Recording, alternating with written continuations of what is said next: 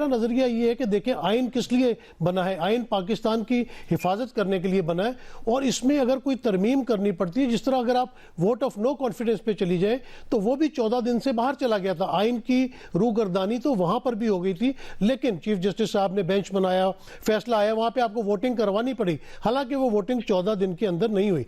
इसी तरह जिस तरह ये एक नया मसला आया है कि 90 दिन के अंदर अगर इलेक्शन करवा दिए जाए तो फिर मसला ये आ जाएगा कि आइन के मुताबिक ही जब दूसरे अपना कौमी असेंबली के हलकों में इलेक्शन होंगे, सिंध में या बलोचिस्तान में होंगे, तो एक नई चीज सामने आ गई, जैसे बरतानवी पार्लियामेंट पे उनका कोई रिटन आइन नहीं है, वो अकॉर्डिंगली जो मसले अब रोज बरोज पेश आते हैं उसमें कोई ना कोई अमेंडमेंट्स करते हैं। अच्छा, पाकिस्तान में मसला ये है कि आपने अमेंडमेंट अगर आइन के अंदर कोई करनी है तो 2/3 मेजोरिटी चाहिए, और 2/3 मेजोरिटी के साथ बहुत कम जो है वो हमने देखा है कि कोई असेंबली बनी हो, यहाँ पे बड़े आपसी के इनके डिफरेंसेस होते हैं। अब जिस तरह इस वक्त मसला ये 90 दिन वाला आ गया है, ये बड़ा क्रिटिकल है पाकिस्तान के लिए बेसिकली।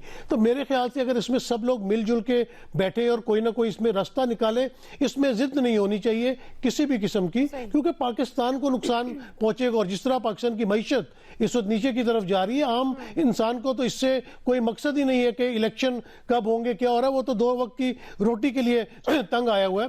तो बात है कि ये दोनों हमारे इदारे हैं, हमारा सुप्रीम कोर्ट भी बड़ा ही काबिल एहतराम इदारा है, उसके चीफ जस्टिस हो या उनके साथी जजेस हो, हम सबका फर्ज है पाकिस्तानियों के तौर पे कि हम उनकी रिस्पेक्ट करें। और इसी तरह हमारा पार्लियामान भी जो है वो भी बड़ा रिस्पेक्टेबल है। और आइन आपका बनता कहां से है?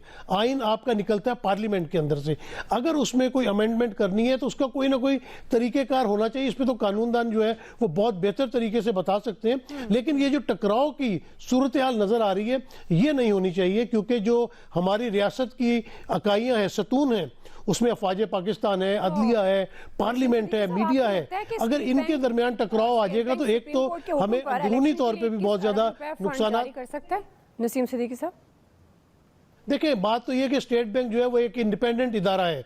जब पीटीआई की गवर्नमेंट थी और जो उनकी आईएमएफ से डील हुई थी, उसमें स्टेट बैंक को जो है वो अंडर द सर्कमस्टांसेस हुकूमत के प्रेशर से निकाल दिया गया था कि वो सोल अपना कोई ना कोई फैसला कर सकता है। लेकिन बात तो यही देखने वाली ना कि बात 21 अरब रुपए की नहीं है, बात तो ये कि जो उसके इलेक्शन होने से जो मसाइल पैदा हो जाएंगे उनको कौन देखेगा। और सिर्फ पैसों का मसला नहीं है।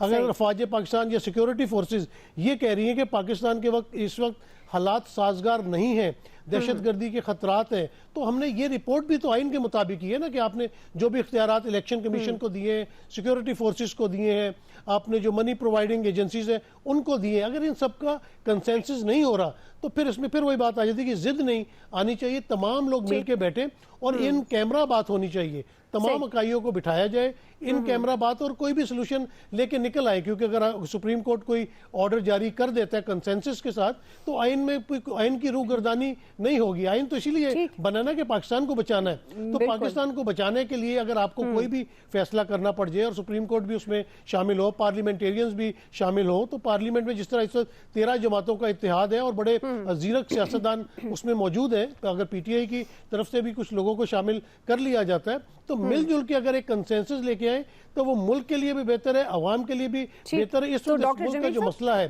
वो मईशत है, इस मुल्क का मसला इलेक्शन नहीं है। आगे चलकर बात करते हैं। इलेक्शन हो जाते हैं, समझे पीटीआई जीत जाती है दोनों सूबों में, तो वही पोजीशन आ जाएगी जो आज से पहले की थी, एक टकराव वाली। तो अगर मुल्क में एक वक्त में जनरल इलेक्शंस हो जाए और इलेक्शन कमीशन की जिम्मेदारी होनी चाहिए कि साफ और शफाफ इलेक्शन कराएं। बिल्कुल आप सही कह रहे हैं, इलेक्शन कमीशन को उंगली उठाने का मौका ना मिले, सर्टेनिटी आए। हमारे जो बाहर के इदारों के साथ, इन्वेस्टमेंट इदारों के साथ जो हमारे मामला चलते हैं उन्हें श्योरिटी हो कि ये। डॉक्टर जमील अहमद खान साहब, आपको लगता है कि अब स्टेट बैंक सुप्रीम कोर्ट का हुक्म मानकर इलेक्शन के लिए फंड्स जारी कर देगा, और आपको लगता है कि इंतखाबात होते हुए नजर आ रहे हैं, जो पंजाब की मैं बात कर रही हूँ, जो 90 दिन का असल मसला है?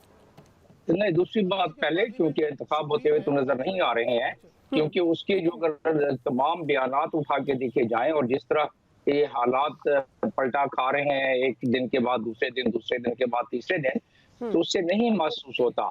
और एक लॉजिक ये भी दी जा रही है जिसमें कहाँ तक सदाकत है, कुछ सदाकत मालूम भी होती है, वो ये है कि अगर 2 प्रोविंसेस में कोई और गवर्नमेंट हो और केयर टेकर जब गवर्नमेंट आएगी और बाद में इलेक्शन होगा, उस इलेक्शन के नताइज को हारने वाली पार्टी किस तरह उसको एक्सेप्ट करेगी। ये एक अनोखा सा मामला सामने आ रहा है और ये एक बहुत बड़ी बुनियाद बनाई जा रही है हुकूमत वक्त की तरफ से और बहुत सारे लोगों के तरफ से कि इलेक्शन जो है एक साथ होने चाहिए ताकि ये जो मखमसा है, ये जो प्रॉब्लम है, इसमें ना रहे।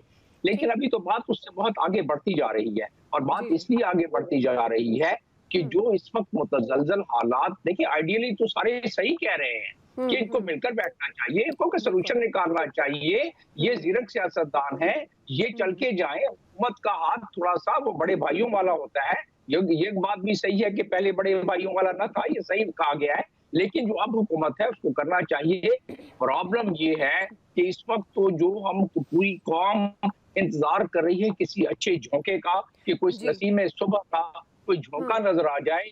और इस वक्त तो हालात ये हैं कि वो कहते हैं ना कि पैगाम सुबह 9 का पसों टूट कर रहा और शिराज के बहारे गुलिस्तां बिखर गया। ने आंख खोल कर देखा तो धूप थी, झोंका नसीम सुबह का जाने किधर गया। लोग इंतजार कर रही है पूरा कि कोई नसीम सुबह का झोंका आए, ये लोग आपस में मिल बैठे, ये लोग मुल्क को इस हालात से बाहर